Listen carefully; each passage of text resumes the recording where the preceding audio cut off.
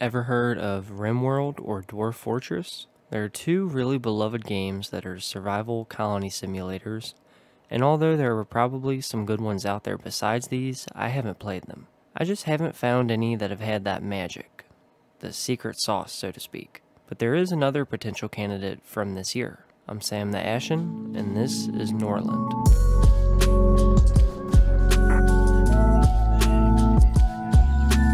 Norland has just under 5,000 reviews, sitting at mostly positive, 79%. So this game is kind of a mixed bag. It's a colony sim game that is similar to Dwarf Fortress and RimWorld, and it shares a similar art style, at least for the characters of RimWorld. Except Norland's setting is medieval. I'm already partially biased because this is one of my favorite settings in games, so it's got some points for that. This game's twist that sets it apart a little bit is that you only control the royalty, and they're somewhat similar to the pawns in RimWorld.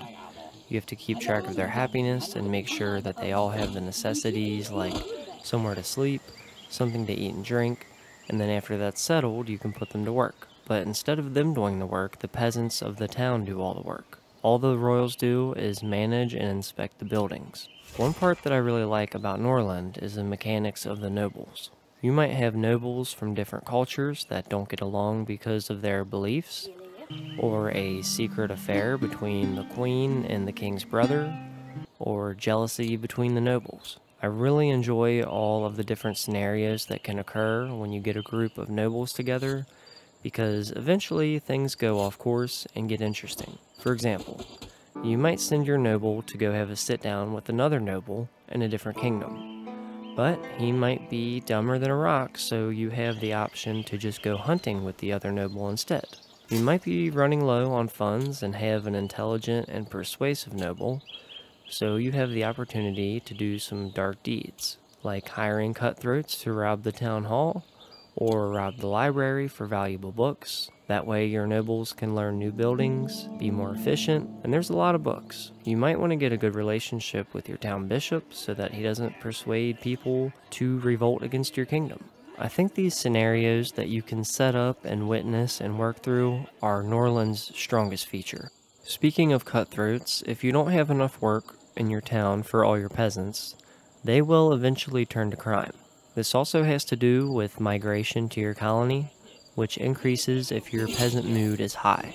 If these vagabonds go unpunished, they will turn into cutthroats, which can lead to robberies and worse, or maybe a neighboring noble can pay them to assassinate or rob your people. So there's a lot of moving parts, but not so many that it's totally overwhelming. Although I have heard the complaint that the game is a bit too micromanagey. It didn't really feel that way to me when I played. If anything, I felt like it would have been fun to have a bit more control over the peasants, or even the nobles.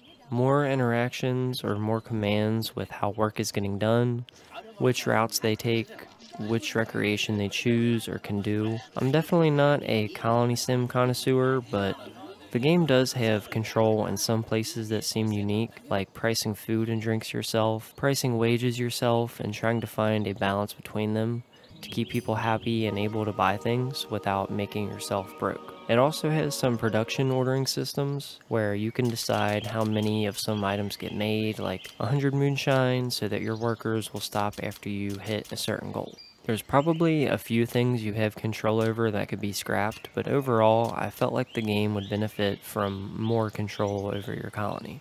Combat in Norland is pretty generic and straightforward.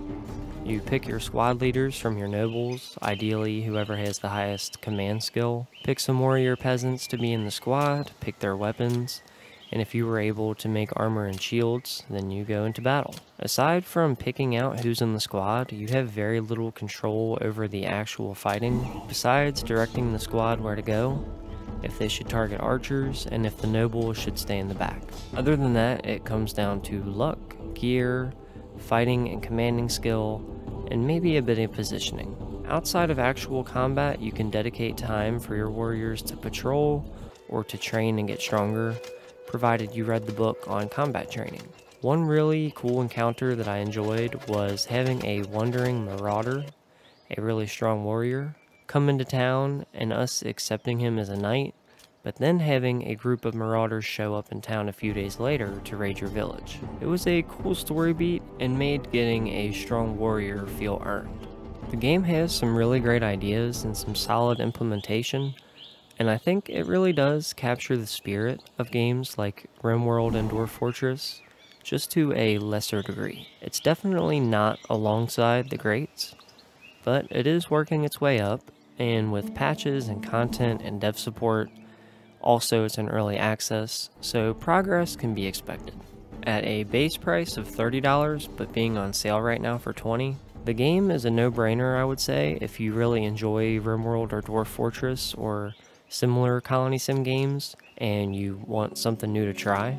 If not, well, it's not an overly complex game to start with, but then again, it's a tough argument to suggest that you should play this before the greats that are already established.